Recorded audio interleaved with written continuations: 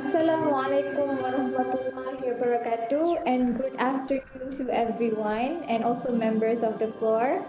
Welcome to the second plenary speech addressing the theme of humanizing technology in line with the principles of Maqasid AL-SHARI'AH. Allow me to introduce myself. My name is Dr. Siti Fairuz Othman. I'll be serving as your moderator today for the session. Okay, before we begin, I would like to start with a few housekeeping announcements. To all of the participants, please make sure that your microphone is on mute mode throughout the presentation. The talk will be conducted in 50 minutes, followed by 10 minutes question and answer session. During the question and answer session, I would like to kindly request all of the participants to drop your questions in using the chat box feature, and I will address it accordingly. And whilst dropping your questions in the chat box, please share your full name and also the institution that you are from. Ladies and gentlemen, the title of our second plenary speech is Humanizing Technology in Light of Higher Purposes Maqasid of Al-Shari'ah. We are honored to have Professor Dato Dr. Mohammad Hashim Kamali to deliver this topic. Before I invite our respected speaker, I would like to take the honor to read a brief introduction about him. So Professor Dato Dr. Mohammad Hashim Kamali, also known as Professor Hashim Kamali, is the founding CEO of IAIS Malaysia, graduated from Kabul University and then obtained his PhD in Islamic and Middle Eastern law at the University of London in 1976. He is a fellow of the International Institute of Islamic Thoughts and is currently on the International Advisory Board of 13 academic journals published, namely in Malaysia, United States of America, Canada, Kuwait, India, and Pakistan. He was the Shari'ah Committee to CIMB Islamic Bank until 2019, and currently he is the Shari'ah Committee member of the Sun Life Malaysia Takaful Berhad. As a scholar, he has addressed over 230 national and international conferences, and he is the sole author of 46 books, co-authored and editor of 15 books and over 260 academic journals. He is worthy to mention, listed to be one of the 500 most influential Muslims in the world from 2009 until today. With that, please welcome Professor Hashim Kamali to deliver his talk. Bismillahirrahmanirrahim. Subhanaka la ilma lana illa ma 'allamtana innaka antal alimul hakim. Thank you for your kind introduction. Ladies and gentlemen, brothers and sisters, Assalamu alaikum wa rahmatullah. The topic before me today is humanizing technology in light of the Maqasid al-Shari'ah, in light of the higher purposes of the Sharia. I have two themes to this title. One is technology and the other is the Maqasid.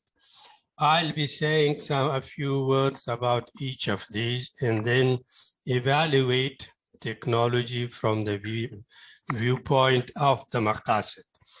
And this, I must say at the beginning that some of the points that I make are my own views. This is not a textbook subject, and therefore there may be differences of opinion. But technology, to begin with,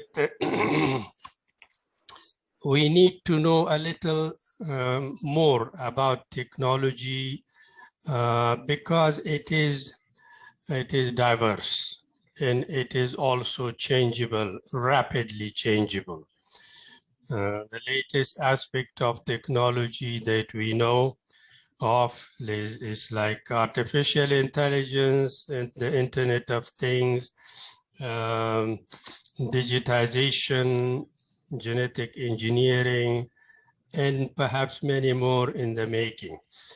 Uh, technology opens new possibilities for human development. It has benefited our development enormously, and also our civilization. But technology is a mixed bag. There are many benefits to technology and also harmful sides. And we need to be aware of both of these. Over 1,000 years ago, Al-Farabi, Abu Nasr Al-Farabi, said that the excellence of arts and sciences can be known on 3 grounds. One is the nobility of the subject matter, the profundity of the proofs, and the benefit that it brings to humanity. And the optimal aspect of these benefits is human happiness. And this aspect is also Quranic theme. In fact, words in the Quran that we read, like falah, khair, sa'adat, salah, and in the juristic jargon, maslaha, these are all aspects of the same concept of human happiness. How is technology humanized? For example, the question. We must know that there are certain technologies that are not capable of humanizing. Like atom bomb, it is unhuman, it is harmful, and that is that. And there is no way that you can humanize it. Science and technology. Science is a systematic knowledge of the physical world, and technology is the application of science to the practical aims of human life. Therefore, technology comes together with science. The science provides the theoretical guidelines and technology applies it. Technology is diverse. Some are very simple, like a wooden spoon or a crowbar. Other very complex, like a spaceship. Technology may be material, it may be virtual, but technology greatly influence human society, human values, and culture, and also can be the source of great evil, like political oppression. Politicians can use technology for those purposes. And we know that technology has generated great harms in terms of the environmental pollution and damage. And this is on an increasing scale, that it is becoming an alarming factor. Technology damages the human environment of living.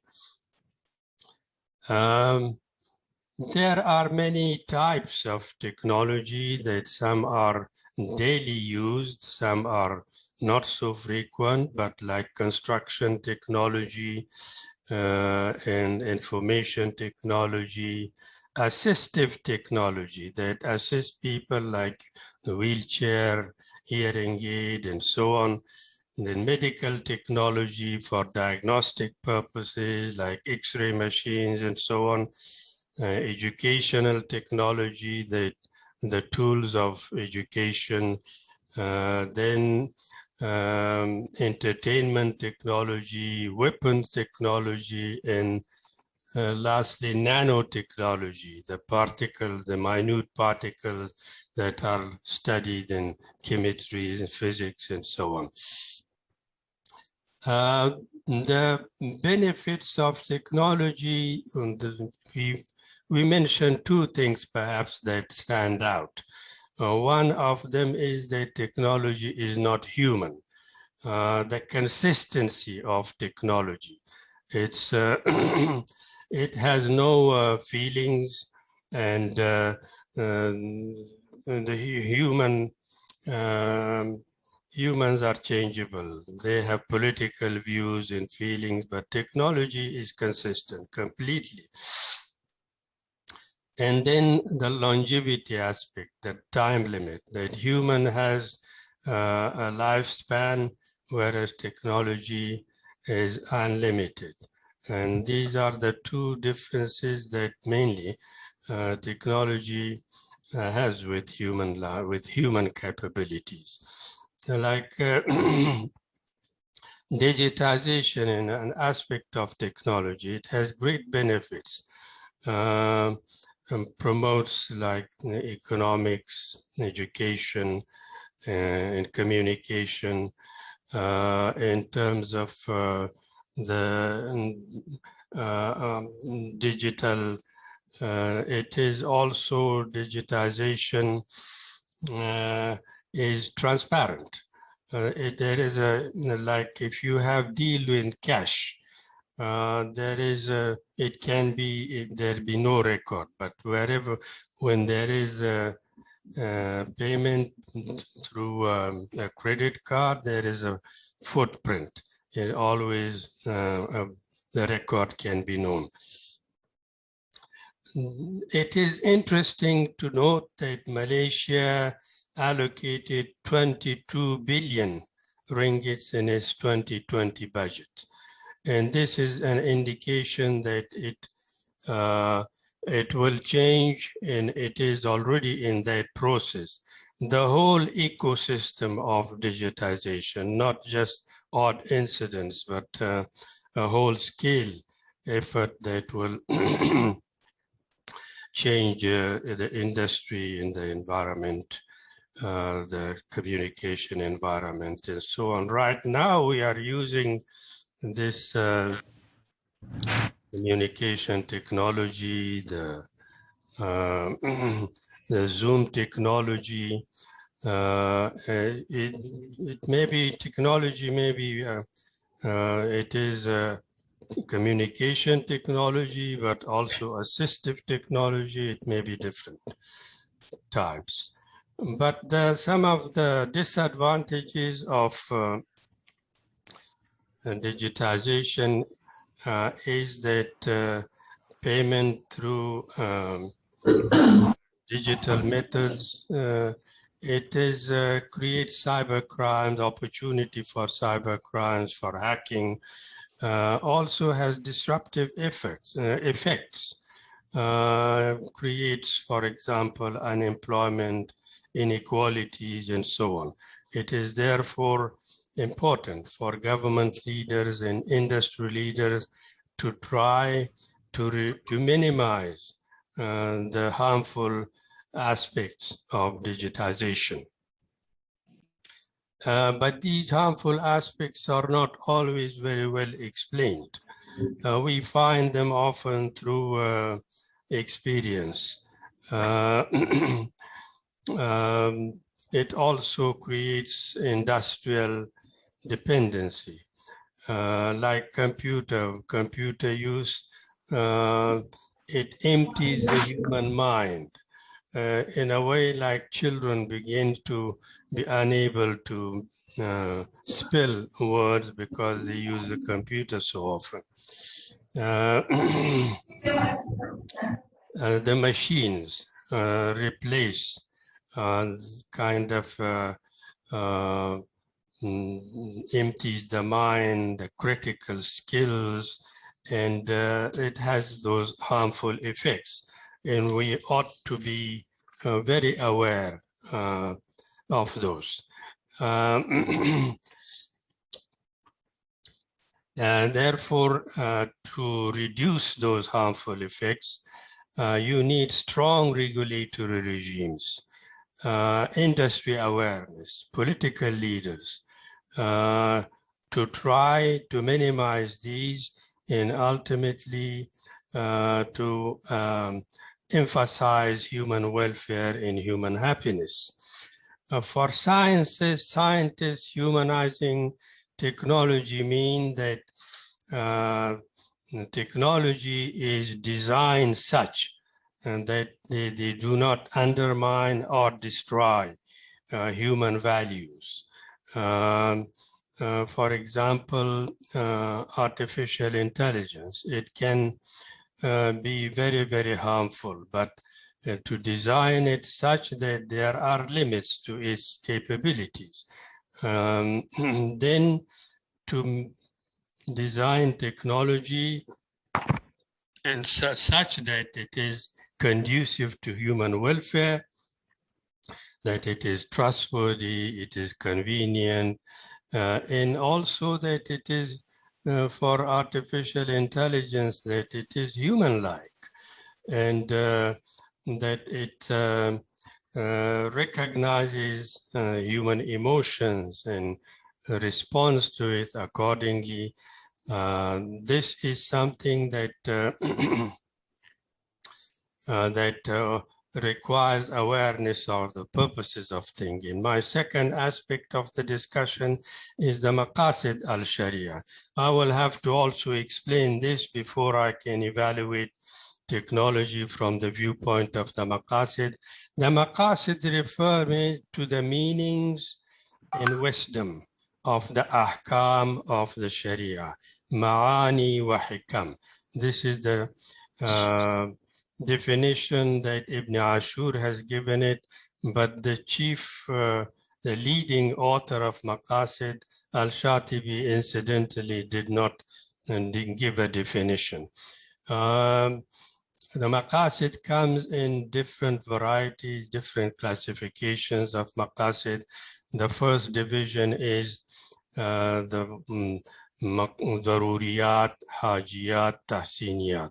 Daruriyat are the essential Maqasid, and these are enumerated at 5 or 6: protection of religion, protection of life, protection of the human intellect, progeny in family, and property. These are the 5 universal Maqasid. And to humanize technology, we will be using these as criteria to humanize technology from the viewpoint of the Maqasid. These 5 Maqasid will be at the forefront of our evaluations. But the Maqasid also are in different other varieties, like the Maqasid al-Shari'ah and the Maqasid al-Mukallaf. The purposes of the lawgiver are expounded mainly in the Sharia and in the clear text of the Quran and Sunnah. Whereas the Maqasid of Mukallaf, they are decided by the humans themselves. They, every day they do things with purposes, and those purposes are the Maqasid that they determine for themselves. The Maqasid are also, some are Qat'iyya, some are Zunniya. The Qat'iyya are those that are supported by the clear text or by inductive reasoning. The clear text may not declare that this is one of the Maqasid, but we know from the general reading of the Quran that these are the Maqasid, the 5 values, the 5 essential Maqasid. There is no specific text to say that these are the essential Maqasid, but we know through inductive reasoning, through istiqra, that these are, in fact, the Daruriyat of the Maqasid. How are the Maqasid identified is an important question, because there is so much kind of everyone claims that this or that is the Maqasid, and this has become something of a bit of a value judgment. The Maqasid are not supported by a strong methodology, not like the Usul al-Fiqh that has an articulate methodology and controls instances of wrong applications. But Maqasid do not have that clear and strong methodology. They are identified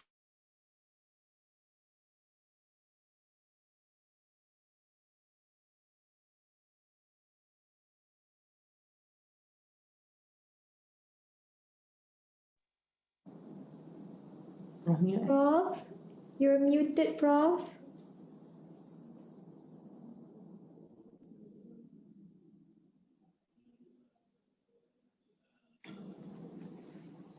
Prof Hashim. Prof Hashim, you are muted, Prof Hashim.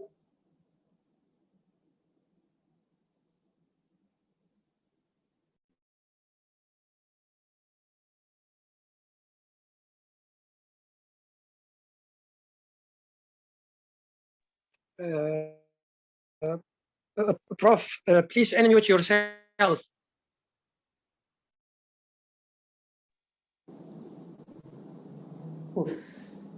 Prof Hashim.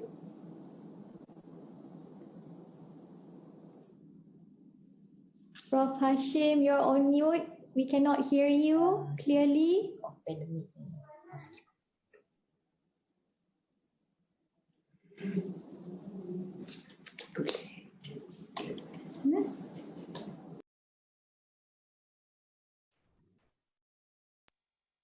You mean Okay. mungkin dia pokok dia keluar. Mana ni? Nak. Sekejap.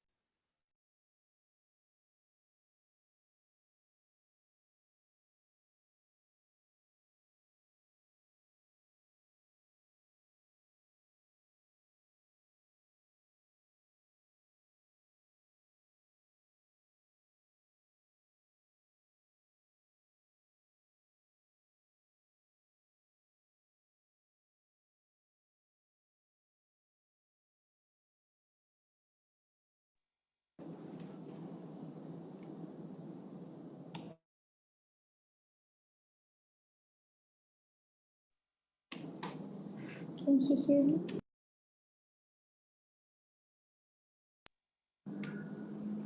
Assalamualaikum, Prof. Prof Hashim. I'm sorry to intervene, but we cannot hear you, Prof Hashim.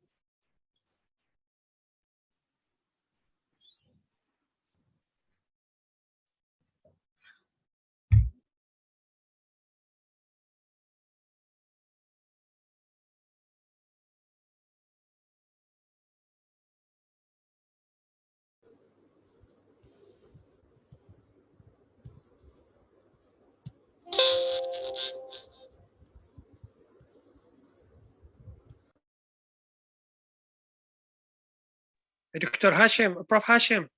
Please unmute yourself. Prof. Hashim.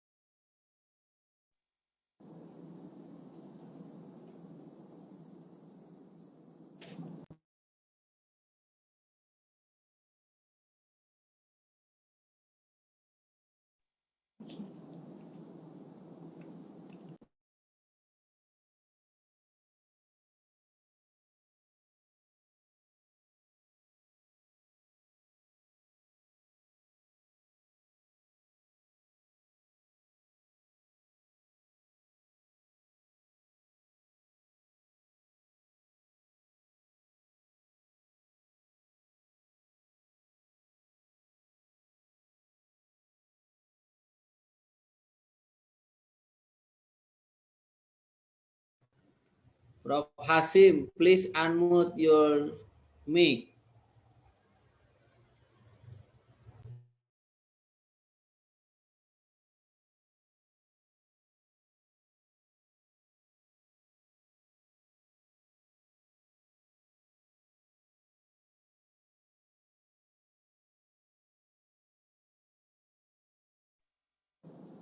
Prof. Hashim? Prof. Hashim, I'm sorry to intervene, but we cannot hear you.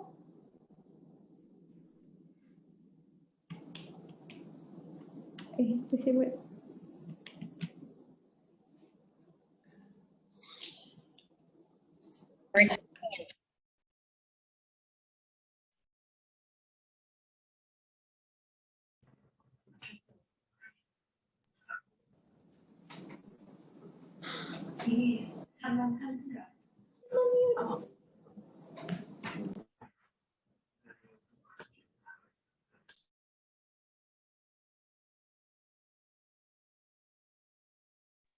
Welcome, Prof.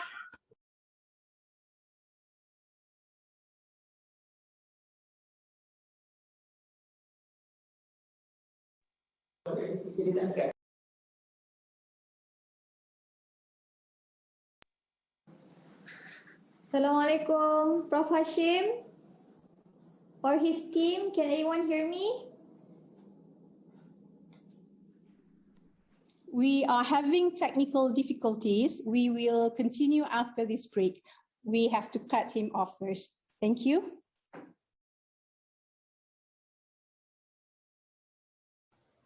Please putar lagi musiknya.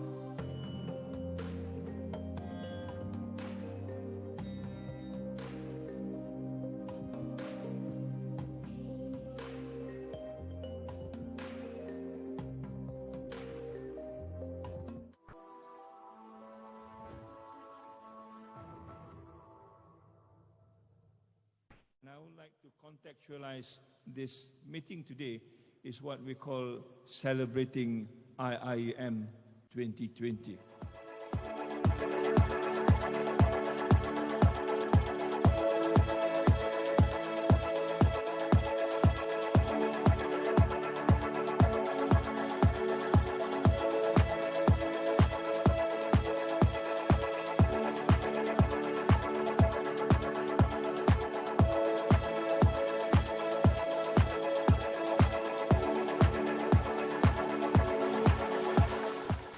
Hari ini, Perintah Kawalan Pergerakan dilaksana di seluruh negara bagi mengekang penularan COVID-19.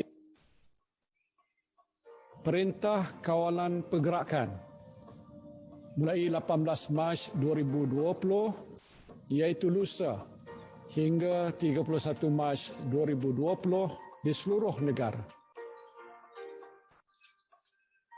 Let me reassure you, as far as I am concerned, the situation in the university is well under control.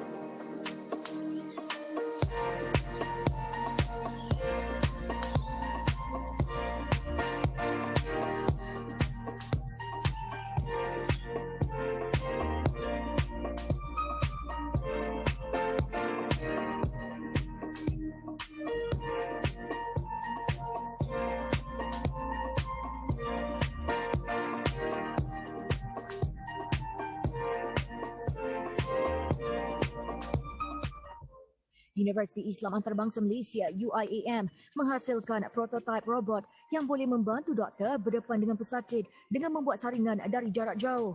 Robot yang diberi nama Medibot dibangunkan pakar robotik Kuliah Kejuruteraan dan Kuliah Teknologi Maklumat Komunikasi. Dilengkapi alat kawalan jauh bervisual, doktor berinteraksi dengan pesakit tanpa perlu bersemuka. Pasukan khas ini terdiri daripada pensyarah, pentadbir dan pelajar yang tinggal dan menginap di kampus Gombak. PPE yang dihasilkan akan dihantar ke Pusat Perubatan UIAM di Pantai Pahang dan lain-lain hospital yang akan dikenapasi oleh Malaysian Relief Agency MRA.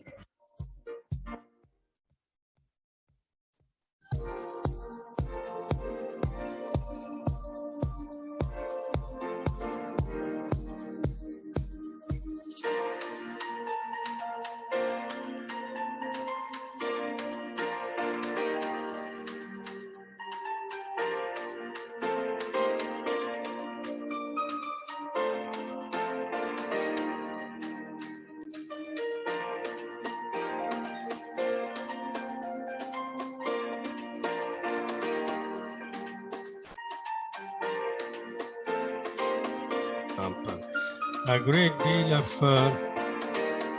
in-depth implementation of Murabaha in arena. Some people, the Islamic banking and finance apply the rules of fiqh, but they forget about the purposes of those rules. There is a lot of talk about the Maqasid in the Islamic banking and finance field, but we are not sure whether these technologies and methods and products are in compliance with the Maqasid of Sharia. Often we find that transactions are just turned into a paper exchange, and the purpose is just a disguised riba. And this is a distortion, and it is hila that is unacceptable from the viewpoint of the Maqasid. And the clear identification of Maqasid in technologies, in methods, in the Wciii, this is important not only for leadership, for industry leaders, for experts, for to design, when they design new products or new technologies, that these are observed. And some of them maybe only through expert knowledge, but it is important. Then the Maqasid are also, there are three approaches briefly. to the Maqasid nowadays. One is Ifrat, the other Tafrit, the other Tawassut. Ifrat is those who exaggerate in the Maqasid. Anyone who likes a word, throws the word of the Maqasid, becomes subject to value judgment in the technologies, and therefore are also inaccurately evaluated from the viewpoint of the Maqasid. Then there is also the reductionist method in the identification of the Maqasid, like the Zahiris, only the clear text. That is also not correct. We must have this mutawassit, i'tidal, in the identification of Maqasid. We should not say this and that technology is, khilaf of the contrary to the Maqasid. No, we can only say that very carefully. And the Maqasid are clearly identified through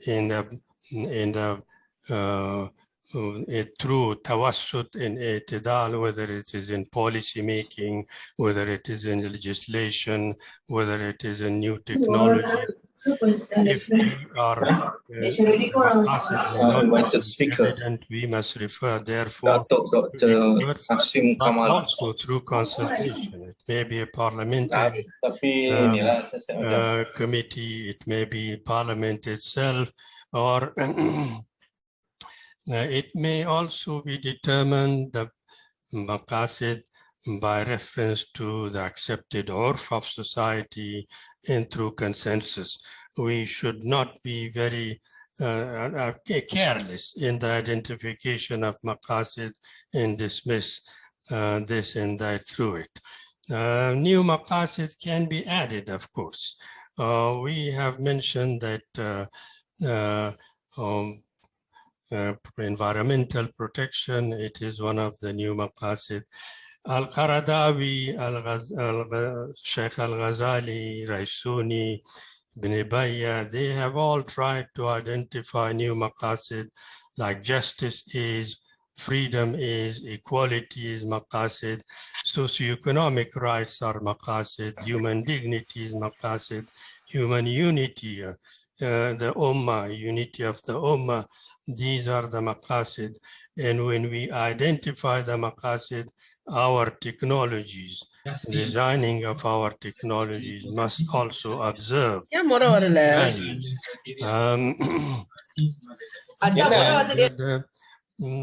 Then the question has arisen whether the Maqasid can be an independent basis of ijtihad, or do we still have to observe the principles of usul al-fiqh? The usul al-fiqh from beginning to end is a methodology to regulate ijtihad. Now, Maqasid has become so widespread and almost as a substitute for Sharia. No, it is not a substitute to Sharia. We have the usul al-fiqh, we refer to the Maqasid together with the proof of usul al-fiqh in our evaluation of technologies through the Maqasid.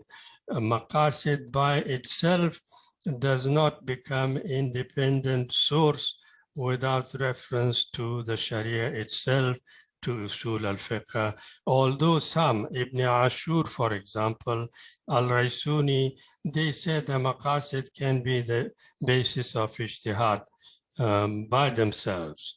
The methodology of Maqasid has been developed, and we can evaluate technologies just by reference to the Maqasid. But in my also opinion, the Maqasid themselves do not give us the rules. The rules of fiqh are the same. The Maqasid just tells us how to apply them in a certain way that observant of a set of values. Humanizing technology, it is something that is said, but is not automatically done. It is that the industry leaders, the government leaders, regulatory regimes, the laws that we have must be designed in such a way that the human welfare aspect and benefit aspect of technology is prioritized. And also the way that not just the designing of technologies, but the way that they are applied, the consequences of their application. There are aspects, harmful aspects to technologies. We cannot dismiss them by a little harm.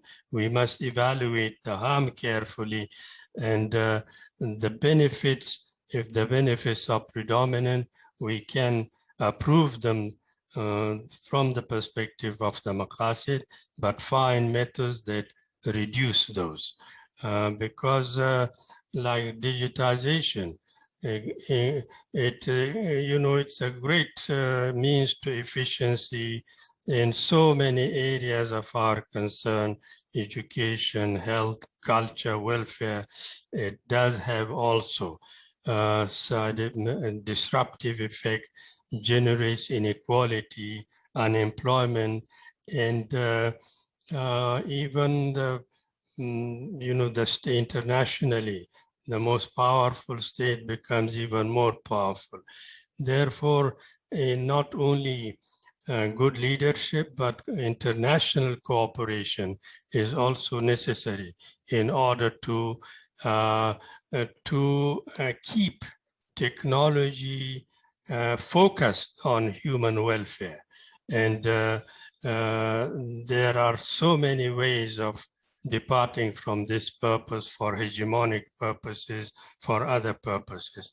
And therefore, we need to be observant and watchful of this relationship, that technology must be kept in the service of humanity and observant of the values of Maqasid.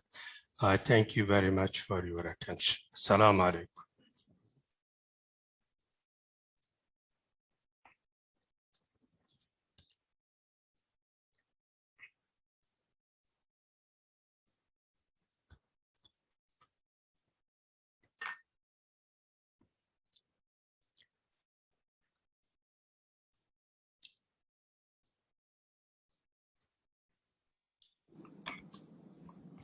Prof. Hashim, are you done with your speech?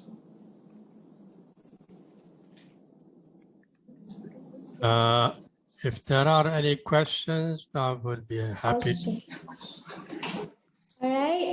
Assalamualaikum to members or the audience. If you have any questions, like I have informed you earlier, you can use the chat box feature that we have. State your questions, your name, and also the institution that you are from. Okay, to begin, maybe I would like to ask a question, Prof. Hashim, if that's okay. Yeah. You did mention about having the government and also the industrial leaders to be involved in terms of trying to kind of like involve in the policy making of including the Maqasid Shari'ah in terms of trying to humanize technology. Do you believe that in Malaysia, have we started this particular effort in trying to actually incorporate or integrate Maqasid Shari'ah in terms of policy making, looking into the technology and trying to humanize the technology to make sure that it does not, it is able to reduce the harm as a whole? Thank you. Yes, in fact, the Prime Minister, the former Prime Minister of Malaysia, Dr. Mahathir, in one of his speeches that he gave at APEC, Asia Pacific Economic Council, in his speech, he spoke on digitization, the benefits and harms of digitization. And he then suggested certain ways how the harmful effect of digitization can be controlled and he itemized 1, 2, 3, 4, 5 ways how to minimize the disruptive effect of digitization. For example, redundancies makes a lot of people out of jobs, for example, creates inequalities. What can the government do to reduce those? Before he said, you apply, you digitalize a certain aspect of technology, you ought to try to find ways how you find employment for those people who are affected.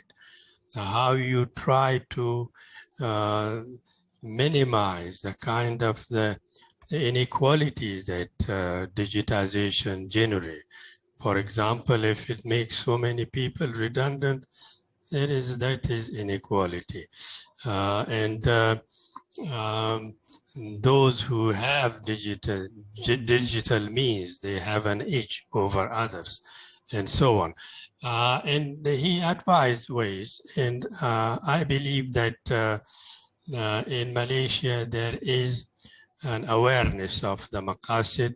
Maqasid has become, to an extent, an engagement also of the government of Malaysia. They have spoken of the 5 values of Maqasid, different prime ministers.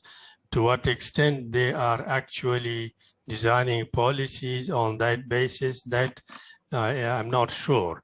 But I think the awareness is there, even though they may not articulate, they may not use the word Maqasid, but they are definitely observing the 5 essential values: protection of religion, protection of life, protection of rationality.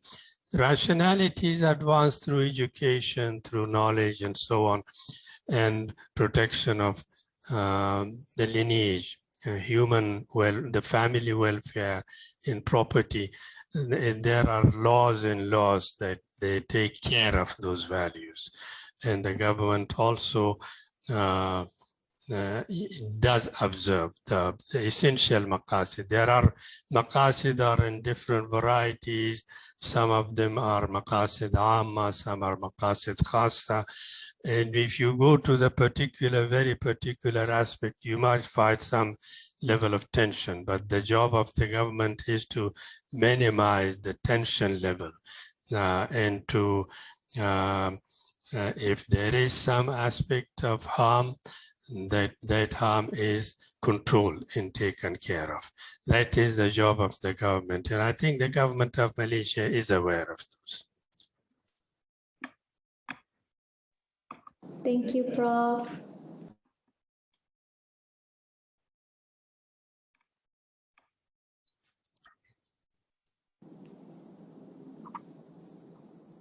So we don't have any further question from the floor. All right. Allow me to conclude regarding on Prof. Hashim Kamali's talk today. Okay, in order to kind of like humanize technology, it is important for every single thing that we do should be in line with the Maqasid Shari'ah. Okay, through the systematic method of first identifying the novelty. Okay, looking for the proof and also looking at the benefits of whatever it is that you do. So again, I would like to thank you, Prof. Hashim Kamali, for being here with us today. On behalf of the organizing committee, I would like to convey our heartfelt gratitude for your time with us today. Sister Fairuz, before you conclude. Okay, I'm sorry. Okay, we do have a question. I'm sorry, Prof. We do have a question. Allow me to convey the question. Okay, salam Prof. Hashim Kamali. Another term of Maqasid in fiqh and usul al-fiqh is masalih. Okay, used by Sheikh Muhammad al-Khudari. Since the term is based on the musalih, is it possible to be added more Maqasid or masalih in fiqh? Say that again. Okay, another term of al-Maqasid in fiqh and usul al-fiqh is masalih. used by Sheikh Muhammad Al-Qudari. Since the term is based on the masoleh, is it possible to be added more maqasid or masoleh in fiqh? Masalih al-Khamsa. To Maqasid and Masalih,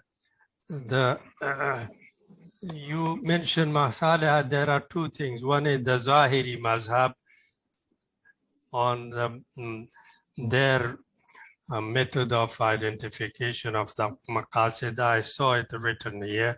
The other is Masalih al-Khamsa. Your question is about the second one, huh?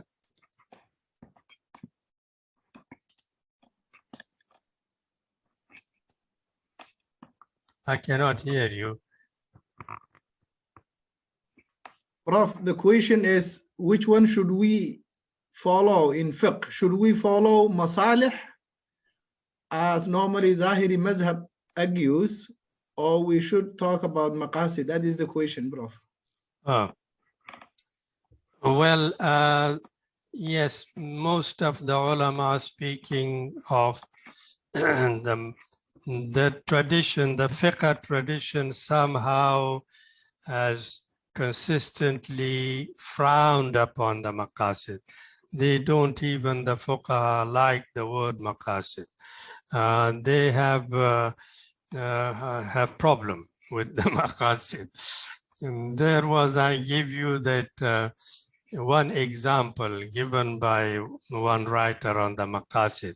In 1960, the University of Al-Azhar was examining a PhD thesis, and the thesis had maqasid in the title, and they forced the student to change the word maqasid, and instead they replaced it with ahdaf, the same thing, purposes or aims.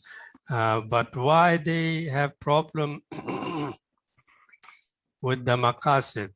Because the fuqaha look at the text, the meanings and the words of the text, and that is their preoccupation, the literalist approach, and not to really ask the question that they say that the Sharia and the Ahkam are there for us to follow. We are not supposed to be asking the question, what is the purpose of this and what is the purpose of that and the other. Therefore, the fuqaha did not use the word maqasid. They often use the word masalih. But what I have written an article, and in that I have drawn a distinction between the masalih and the maqasid. The maqasid, in my assessment, has a stronger basis in the text, in the nusus. Yes, maybe there is not a great deal of difference between masalih and but one area of the maslaha, like maslaha mursala, unregulated maslaha, that has no, it is not regulated by the text. Whereas the maqasid arise from the text through, for example, istiqra or whatever. The 5 values we talk about, they are extracted from the reading of the text. They have a stronger foundation in the Sharia values than the masalih, which are more, maslaha as a more utilitarian concept. And people use it for kind of circumstantial benefits and so on. So this is one level of distinction, that the maqasid has a greater level of permanence and stronger identification with the nusus in the Sharia. And the reason that the fuqaha did not use it that region has been actually, since the 1980s, the Maqasid al-Sharia have been revived in such a great way that we mention the Maqasid almost in place of the Sharia. And the Maqasid has become, has attracted attention because they are so, they talk of the human benefits in a direct way, protection of life, protection of family, and so on. Whereas the usul al-fiqh, that was the way of the fuqaha for the identification of benefits and so on. They did it through the usul al-fiqh. The ijtihad was guided by these usul al-fiqh methods, qiyas, istihsan, and sadd al-zara'i, and so on. The maqasid don't speak of those formulas. They speak directly of human benefits. That is why that the maqasid have become the subject of renewed interest and attention. If the fuqaha did not like them, our generation seems to have turned another page. The maqasid have become now the subject of a renewed interest, and the fiqh is now also guided by the values of the maqasid. The new fiqh that we write, we try to look at the maqasid carefully. So maybe that is the answer to your question. Thank you, Prof. Thank you, Sister Dr. Raza, as well. Sister Fairuz, can I ask one more question? Yes, you may. Yes, you may. Thank you very much, Prof. Hashim Kamali. I think, yeah, this was, what we expected from you, Prof, because we wanted to know the discussion is related to how to humanize technology in line with Maqasid al-Sharia, and you rightfully and delightfully, explain it. Prof, there is an ongoing question. I want to make my question straightforward. There is an ongoing discussion about, the development of technology today. The scientists, the people in technology will talk about, we are the scientists, and our job is to develop what we can develop in science. So today we have this technology. Can we develop scientifically? Yes. So let us develop. Can we apply this technology and develop science? Yes. So more on, they talk about science is about what can be achieved. But Maqasid al-Sharia, as you mentioned just now, talks about always, about what ought to be achieved. ماذا ينبغي فعله. It's more on the value system, the meaning. So how do you think this can be brought in together? What can be done? ماذا يمكن فعله في الحياة وماذا ينبغي فعله في الحياة. So two dimensions of our life. So how Maqasid al-Sharia can bring in these two together, these two dimensions of life. What can be done in life and what ought to be done in life. So probably Maqasid al-Sharia can guide here. So how? Would you like to share some thoughts with us on that point, Prof? What can be done for Maqasid al-Sharia to guide us? What can be done to develop science and technology?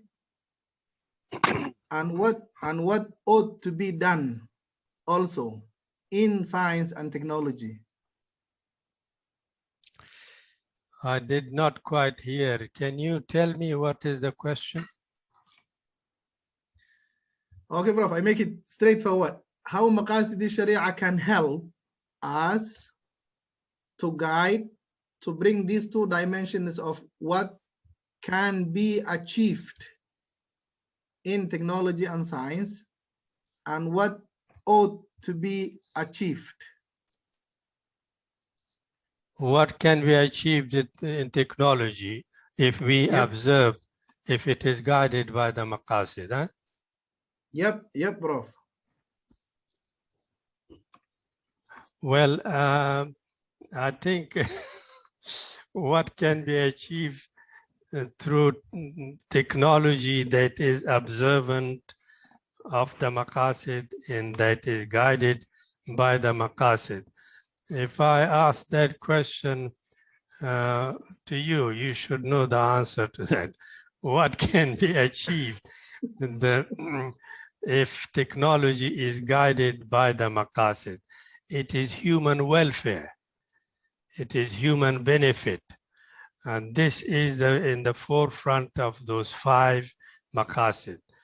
Whichever value that you talk about, whether it is the family or property or intellect or religion, these are the human values and benefits.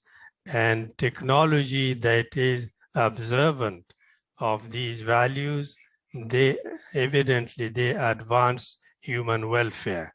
They advance human benefit. That will be the benefit of the technology that is guided by the Maqasid. The Maqasid also, as I said, are the Maqasid of the lawgiver and the Maqasid of the Mukallaf, of human purposes and the lawgiver's purposes. The lawgiver's purposes are found in the Quran and Sunnah. There is a great structure of purposes and values. We are talking about those in the first place, that technology must not violate those purposes. And then human purposes. We determine those. We determine purposes for technology. This technology, for example, we have information technology. They store information and they detect information, and they have certain purposes, beneficial purposes, and they serve human benefits. These benefits are determined by us. We expect a certain technology and we design it in order to deliver those purposes. So when technology is observant of both these purposes, human purposes and the lawgiver's purposes, that is the technology that the Muslim Ummah would desire to be truthful to its true values. We have moved far away, if I may say this. It is in that our society, this at the time of globalization, at the time of, this, we are dominated by this liberal capitalism, a kind of, predatory capitalism that has brought a certain structure of values to our economy. The profit is the ultimate method, whatever the costs. These are the kind of actual realities that we must address. And to address them, we need to look at our values. And these are the Maqasid. And I think the Maqasid summarizes those values. We look at the Quran and Sunnah, you can get lost easily. What are your priorities? But the Maqasid, when you look at them, clearly tells you these are the priorities, the 5 essential values. Then you have the secondary order of values. These are the hajiyat. The hajiyat are those that bring convenience and benefit, reduces hardship. And those are also to be observed by technologies. And then the tahsiniyat, that brings beauty and order and cleanliness and the softer, aspects of civilization that means so much nowadays.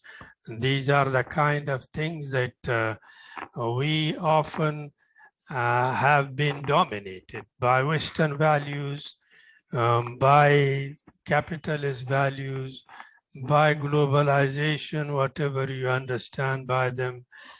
We need to bring and look at our values closely. It is not a theoretical engagement we are talking about.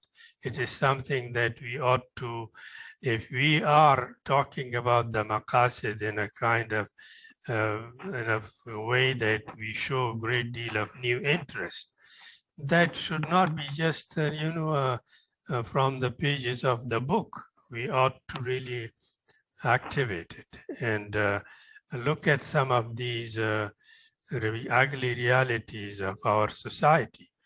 Our marketplace is dominated by capitalist,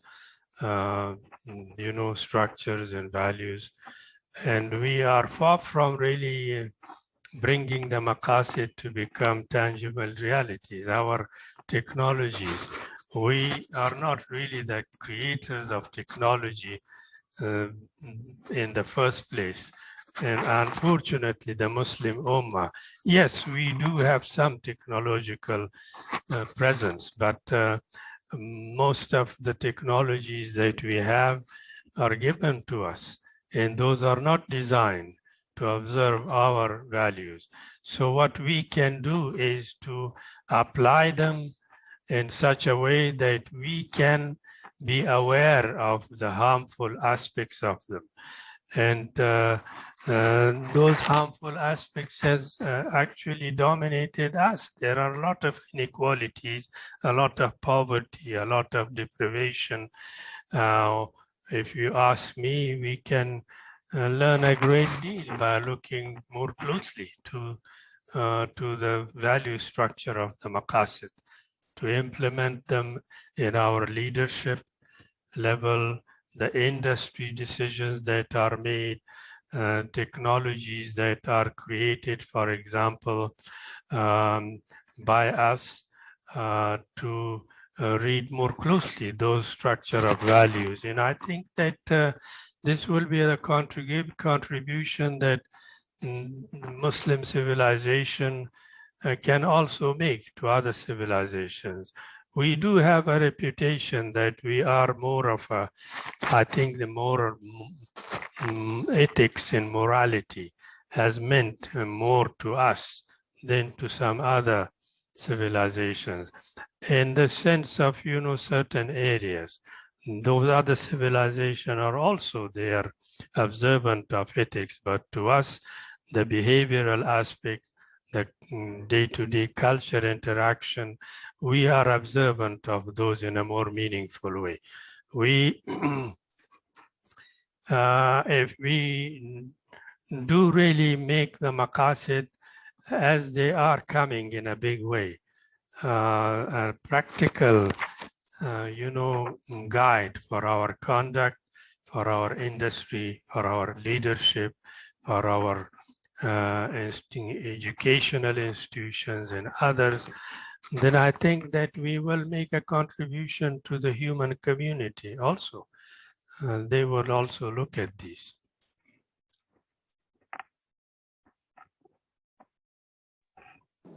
Okay, thank you, Prof. Hashim, for addressing all of the questions. I would like to apologize due to time constraint. I have to end the question and answer session here. So let's hope that we will be given an opportunity in the future that we can engage in a discussion with Prof. Hashim Kamali in some other platform. Okay. Thank you again, Prof, for sharing your views, for addressing all of the questions that has been given. And on behalf of the organizing committee, I would like to convey our heartfelt gratitude to our speaker today for his valuable time. With that, thank you to all who has stayed throughout the talk as well. And with that marks the end of the session. And now I would like to pass back the floor to our Miss MC, Sister Safura. With that, Assalamualaikum warahmatullahi wabarakatuh and have a great day ahead.